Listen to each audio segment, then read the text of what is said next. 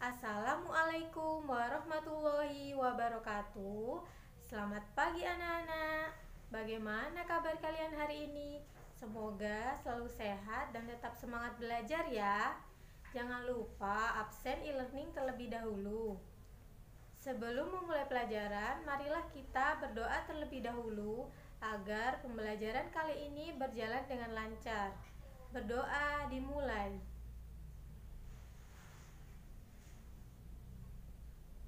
Berdoa selesai.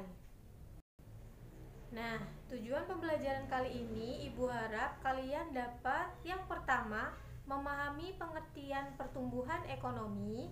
Yang kedua, memahami teori-teori pertumbuhan ekonomi. Yang ketiga, menjelaskan cara mengukur pertumbuhan ekonomi. Yang keempat, memahami pengertian pembangunan ekonomi. Dan yang kelima, menjelaskan perbedaan pembangunan ekonomi dan pertumbuhan ekonomi. Ada yang tahu tidak apa itu pertumbuhan ekonomi? Pertumbuhan ekonomi sebenarnya tolak ukurnya satu, yaitu jumlah produksi barang dan jasa yang dihasilkan suatu negara. Kalau kita lihat hari ini, banyak sekali kawasan industri di Indonesia. Nah, pengembangan kawasan industri merupakan salah satu cara untuk mendorong pertumbuhan ekonomi. Saat ini, pemerintah sedang giat-giatnya mendorong masyarakat untuk menjadi wirausaha yang dapat menghasilkan dan menjual barang atau jasa. Pemerintah melakukan ini agar produksi barang dan jasa dapat meningkat. Bisa dilihat ya, apa yang akan terjadi jika produksi barang dan jasa meningkat. Peningkatan produksi ini dapat mendorong pertumbuhan ekonomi.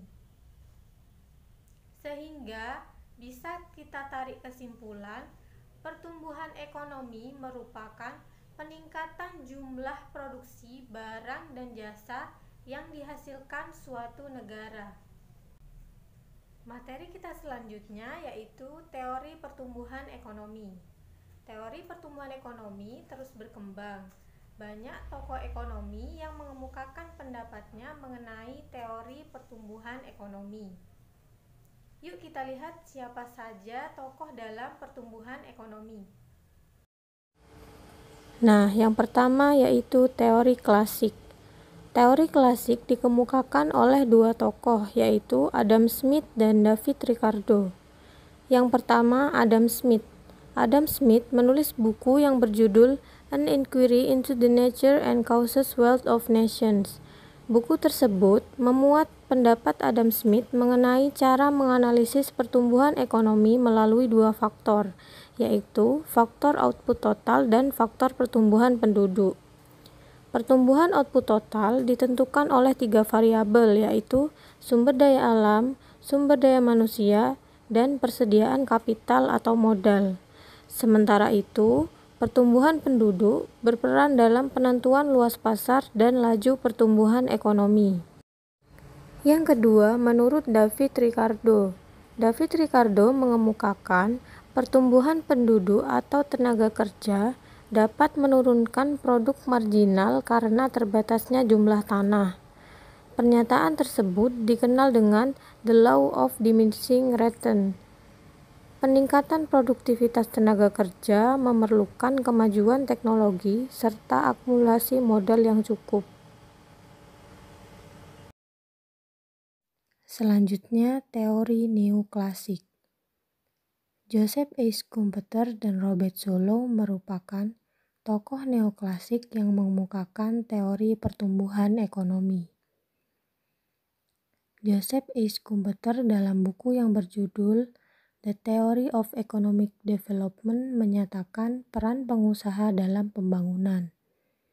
Joseph A. Schumpeter menyimpulkan proses pertumbuhan ekonomi merupakan proses inovasi yang dilakukan inovator dan wirausaha. Robert Solow mengemukakan pertumbuhan ekonomi merupakan rangkaian kegiatan yang bersumber pada manusia, akumulasi modal, teknologi modern, dan hasil atau output. Yang ketiga, teori New Keynes. Tokoh yang dikenal dalam teori New Keynes adalah Roy F. Harrod dan F. C. D. Domar. Kedua tokoh tersebut mengemukakan adanya pengaruh investasi pada permintaan agregat dan pertumbuhan kapasitas produksi yang dapat meningkatkan pertumbuhan ekonomi. Menurut teori ini, penanaman modal menjadi komponen yang penting dalam proses pertumbuhan ekonomi. Selanjutnya, teori W.W. Rostow. Walt Whitman Rostow menggunakan pendekatan sejarah untuk menjelaskan proses perkembangan ekonomi dalam suatu masyarakat. Proses pertumbuhan ekonomi dalam masyarakat berlangsung melalui tahapan berikut. Yang pertama, masyarakat tradisional atau traditional society. Kedua, tahap prasyarat tinggal landas atau the preconditions for take-off. Yang ketiga, tahap tinggal landas atau the take-off. 4. Tahap menuju kedewasaan atau maturity. Yang kelima, tahap konsumsi tingkat tinggi atau high mass consumption. Yang kelima, teori Karl Bucher. Karl Bucher terkenal karena risalah 1893 tentang evolusi industri. Di sana, ia menjabarkan teorinya yang terkenal tentang tahapan evolusi industri. Menurut Karl Bucher, masyarakat merupakan satu kesatuan rumah tangga, baik sebagai rumah tangga konsumen maupun rumah tangga produsen. Ia membagi pertumbuhan ekonomi atas beberapa tahapan. Pertama, rumah tangga tertutup. Kedua, rumah tangga kota. 3, rumah kemasyarakatan. Dan yang keempat, rumah tangga dunia. Materi kita yang ketiga yaitu cara mengukur pertumbuhan ekonomi. Pertumbuhan ekonomi identik dengan peningkatan jumlah barang atau jasa yang dihasilkan masyarakat. Pertumbuhan ekonomi merupakan salah satu indikator dalam perekonomian. Nah, perhitungan laju pertumbuhan ekonomi sangat penting dilakukan untuk melihat ada tidaknya peningkatan jumlah barang atau jasa. Dasar dari laju pertumbuhan ekonomi adalah produk domestik bruto atau PDB. PDB digunakan untuk menghitung laju pertumbuhan ekonomi suatu negara karena PDB menunjukkan total nilai barang dan atau jasa yang dihasilkan suatu negara dalam kurun waktu 1 tahun.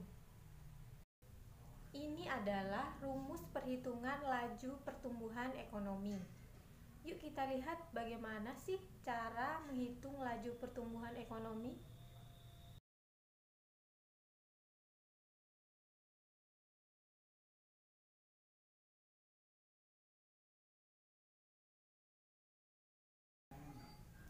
Materi kita selanjutnya yaitu pengertian pembangunan ekonomi.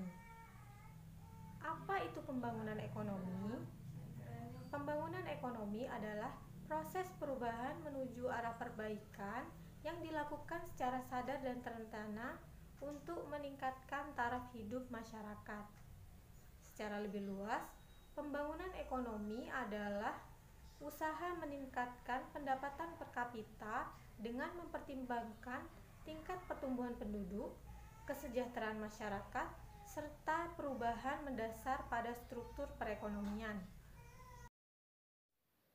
Apa sajakah perbedaan antara pertumbuhan ekonomi dan pembangunan ekonomi? Berikut penjelasannya. Yang pertama, pembangunan ekonomi meningkatkan taraf hidup masyarakat. Sementara itu, pertumbuhan ekonomi belum tentu mengindikasikan peningkatan taraf hidup masyarakat. Yang kedua, pembangunan ekonomi memperhatikan pertambahan penduduk. Sementara itu, pertumbuhan ekonomi tidak memperhatikan pertambahan penduduk. Yang ketiga, pembangunan ekonomi selalu disertai pertumbuhan ekonomi. Sementara itu, pertumbuhan ekonomi belum tentu disertai pembangunan ekonomi. Yang keempat, pembangunan ekonomi memperhatikan pemerataan pendapatan termasuk pemerataan pembangunan dan hasil-hasilnya. Sementara itu, pertumbuhan ekonomi tidak memperhatikan pemerataan pendapatan.